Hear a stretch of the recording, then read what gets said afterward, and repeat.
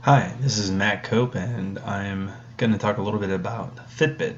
And most people know what a Fitbit is, or some sort of other device that's like Fitbit, like a Garmin. Here you can see the app that you would want to download when you go into an app store, whether it be Google Play or whether it be Apple.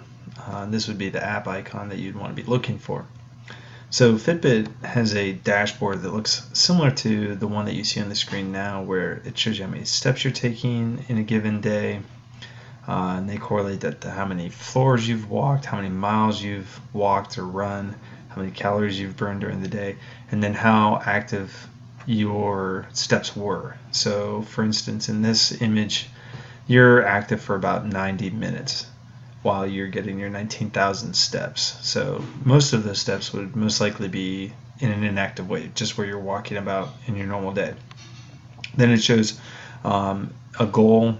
This app is showing that you would have 4 days where you're trying to meet a specific goal, and you've met it 4 times. It also has how much sleep you've had. This will also show what your heart rate is, and if you scroll down, you would also find how much water you've drank during the day. You can also measure your weight. So one of the features on the Fitbit that is appealing to a lot of people are the steps, in fact. And you can set the goal that you have for each day. So for instance, in this tracker, you can see that the goal for this person was 8,000 steps per day.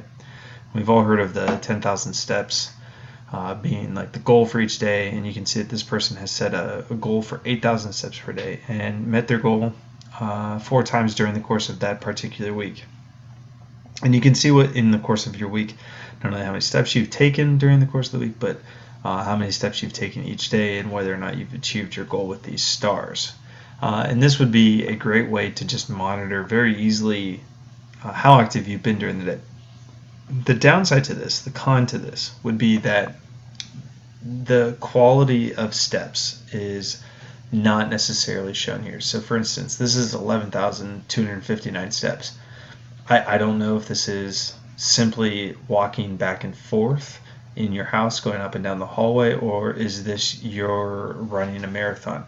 Those types of steps would be very different on your body. They'd be very different on your caloric output. So that's a major con to something like a Fitbit or any other device that's measuring like Fitbit measures. Here you can see another aspect that you can measure is the amount of sleep that you're getting per night.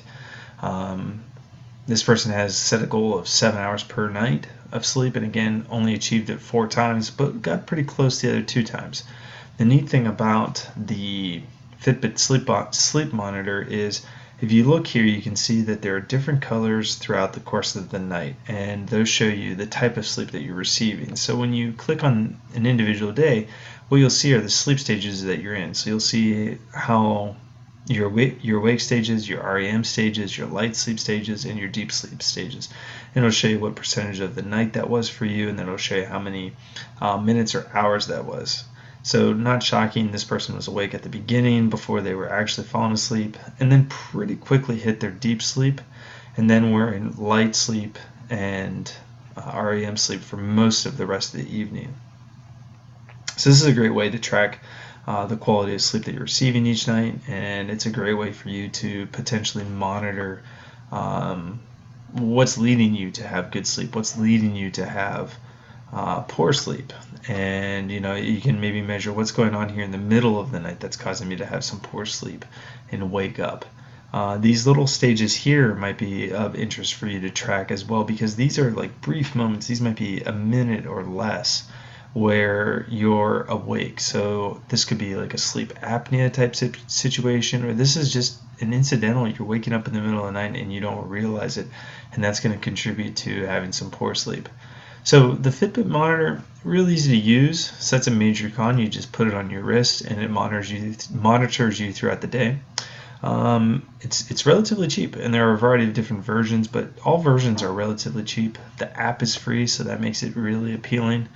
The downside is that you don't get that in-depth look. This appears to be in-depth, but it really doesn't say why you're in the deep sleep or why you're in the light sleep. Similarly here with the steps that you've taken, you don't get an in-depth look. So all in all, while it is a good app and a good device, it's not. It doesn't give you the in-depth data that you might want to have when wearing a physical wearable technology.